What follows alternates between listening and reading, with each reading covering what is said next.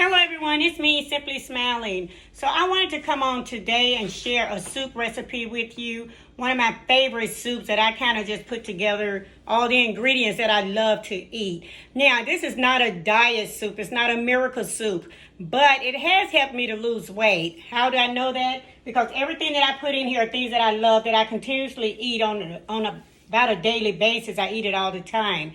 Either I have this soup that I'm getting ready to share with you either for lunch and have a regular breakfast and a regular dinner, or I have it for dinner. Sometimes I maybe have it for breakfast, but that's rare. I try to get in a lot of protein and fiber in the morning to get my morning up and going. But for this soup, I just wanted to share the ingredients and what I put in it. And it is one meal replacement and sometimes two for me a day. So I'm going to start. So I've already prepared my veggies. So here I have, I hope you can see this. I'm not good with this camera. I'm sure you knows that. I have diced my carrots. Now you can buy carrots already diced or shredded. I like mine cut like this in the little rounds. It gives a chew, a consistency, a bite to the soup. And I have celery and onions. Now these are my favorite things. And I just dumped them here. I'm going to slide my crock up so you can see it here. And so I just pour all the ingredients in there together. Now my crock is already on. It's been on for maybe, looks like an hour. So it's hot, it's already on. So I poured that in there, all my veggies. That's carrots, my celery, and my onions. Now I have here, I normally buy black beans all the time. I love them. They're in my breakfast, lunch, and sometimes dinner. I love black beans added to any meal. But these black beans here are canned. Now I did rinse these. But normally I buy the fresh black beans and make them myself. And I like the black turtle beans. If you're ever going to make fresh black beans, try the turtle beans because they keep their consistency longer. They keep their heart and their crunch. But I'm going to just pour these in. They've been, again, rinsed and drained. Those are my black beans. Okay. And next I have some of my favorite things. And you know me, I have the kale and the squash because I love it. And I love mushrooms, which I'm out of. So I have here some diced cabbage. On the bottom, I've already rinsed, cleaned, and diced my kale. And on the very bottom under here is my diced up squash. So all of this as well goes in. Like so. It's going to get full, but you know how things are. They cook down. Okay. Notice I have not added any liquid yet. I add my liquid last. Okay, so we keep going and get all of that in there, all of that goodness, all of that healthy, good for you, all that protein, all those nutrients that are good for you. Get that all in there. My pot, if you can see, and I'll share it with you closer in a minute, it's full. Okay, and then I get this broth. Now, I like to buy the Swanson's broth. Vegetable, low sodium, 33% less sodium vegetable broth. If you like flavor like chicken or beef, you can buy that kind, but I like the vegetable kind. So in it goes the whole container. Get it all in there. It even sounds delicious going in. It's already talking to me and I ain't listening because I'm going to eat this up. This whole pot of soup will last me for a week, depending on how I eat it. Sometimes I get greedy. It may last only 3 days if I replace 2 meals. So that's it. And the last form of liquid that I need, well, not the last form of liquid, but the next form of liquid are diced tomatoes. Now, with the diced tomatoes, I like to buy the Italian style or the green chili ones.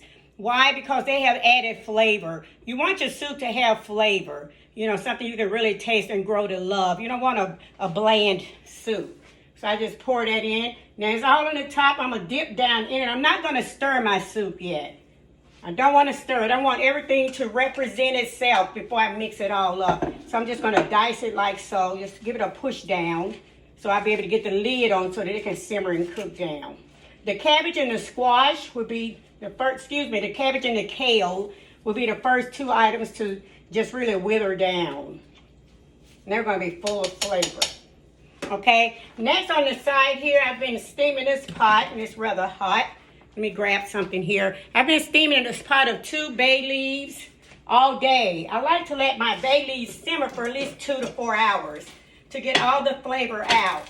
Now you want to discard the bay leaves themselves. You want to take those out. Okay, they look like regular leaves. You can see that. See that bay leaf? You can see that. Hold on. They look like regular leaves. You want to take these out. You don't want to eat these.